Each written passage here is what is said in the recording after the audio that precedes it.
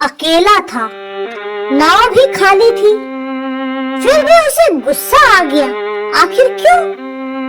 Lincoln, जिसे बात बात पर बहुत ज्यादा गुस्सा आ जाता था, अब बहुत जल्दी आ जाता था। छोटे से छोटी बात पर भी ना उसका मन बहुत अशांत रहता था, जिसकी वजह से उसके रिश्ते सबसे बिगड़ने लगे थे।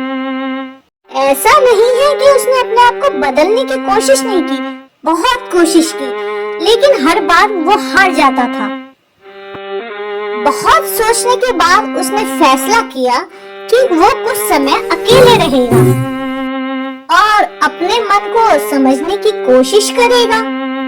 Oh yeah! यही सोचते हुए एक रोज वो एक नदी के किनारे पहुंचा। वहाँ उसने एक खाली बोट देखा। उसने फैसला किया कि इस बोट को लेकर के वो नदी के बीचों बीच चला जाएगा, जहाँ उसे कोई डिस्टर्ब नहीं करेगा। नदी का पानी, ठंडी हवा और चारों ओर फैली हुई शांति ध्यान के लिए बहुत ही उपयुक्त था। बोट को बीच नदी में ले जाने के बाद लिंकन आंखें बंद करके बैठ गया। धीरे धीरे उसका मन भी शांत होने लगा था। विचारों की लहरें भी थमने लगी थी। तभी अचानक उसे एक जोर का झटका महसूस हुआ। ऐसे लगा जैसे नाव में किसी चीज ने ठोकर मार दी हो और उसका ध्यान भंग हो गया। उसे फिर से गुस्सा आ गया।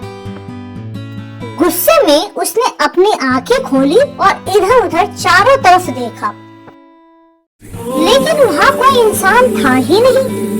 बस एक खाली नाव थी जो बहते हुए आकर के उसके नाव में टकरा गई थी। ये सब देख करके कुछ पल के लिए तो वो बिल्कुल शांत हो गया। उसका गुस्सा ना जाने कहाँ गायब हो गया। बस एक खाली नाव थी जो बहते हुए आकर के उसके नाव में टकरा गई थी। ये सब देख करके कुछ पल के लिए तो वो बिल्कुल शांत हो गया।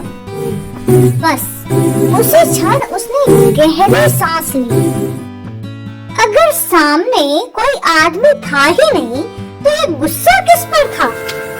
उसे पहली बार महसूस हुआ कि गुस्सा बाहर की घटनाओं की वजह से नहीं, बल्कि अपने ही भीतर से पैदा होता है। ये जो परिस्थितियां हैं, ये सिर्फ एक बहाना होती है। उस दिन नदी के बीच में बैठा हुआ लिंकन कुछ नया सीख करके वहाँ से आया। लिंकन अब जान चुका था कि शांति बाहर कहीं भी नहीं है, सिर्फ भीतर है, और गुस्से पर जीत पाने का रास्ता भी सिर्फ भीतर से ही शुरू होता है।